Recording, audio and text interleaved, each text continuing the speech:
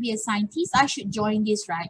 Yes, but like me, I'm a biology teacher. I'm a teacher, okay? Not I'm a biologist, but not a physicist, not a chemist. But this one is related to us in our environment, right? In our life. So why not we learn about this? Wow, Kirisha wants to be an astronaut. Good, very good.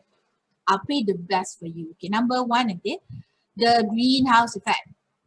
So basically, the greenhouse effect, okay, you underline the keyword there. So is it the carbon dioxide, carbon monoxide, oxygen, or hydrogen? So when referring to the greenhouse effect, this study is done by the Westerners, okay, the University of the Vanderbilt. So basically, there are 5 gases that contributing to these greenhouse gases, which are the first one, the most important one is the carbon dioxide.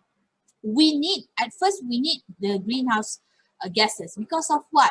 If we didn't have these greenhouse gases, we will frozen. Okay, we'll become frozen. We'll freeze. The earth will freeze. So it needed to warm the planet.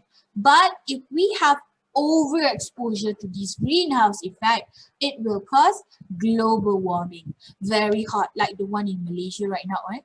Right? Very, very hot. We need the greenhouse effect at first, but not too many, not too excessive. Okay, and the scientists have reported that there are 5 greenhouse gases, which are the carbon dioxide, as stated in the pie chart, methane, nitrous oxide, and another one, fluorinated gas, anything that contain chlorine and fluorine. And the major contributor of the greenhouse gases is the carbon dioxide with 76%.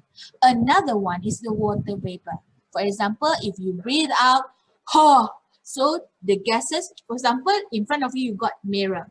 Okay, if you breathe out, you will find a thin layer of the water vapor, right? So